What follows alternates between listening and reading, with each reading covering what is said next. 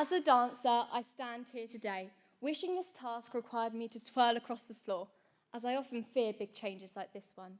I've been taught my whole life to stand in front of bold lights, but somehow those nervous butterflies come with every small change. Taking on this assignment, I knew I had to pick a topic which hit close to home, which changed me as a person. That's when I realised the answer was right in front of me. Change. Why do we fear it? Everything happens for a reason. That's what a wise philosopher, Aristotle, once taught. The concept of the butterfly effect really interested me. The idea that one small step and one small change could lead to such big and incredible things in the future, even if it didn't seem like all that in the present. People call me dramatic. They're right, of course, but I hate to admit it.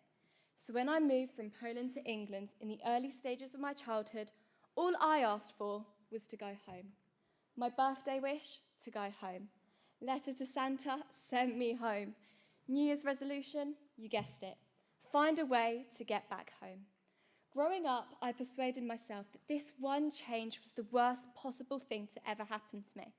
There was no denying the fact that I felt like I stood out, even if others didn't think the same of me. Change was always my deepest fear. I hesitated changing as I wanted time to stop. I wanted it to all stay as it was.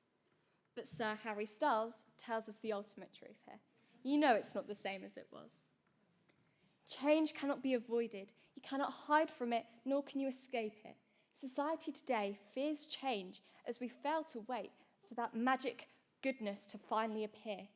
However, if we fail to realise the impacts change has on a larger scale.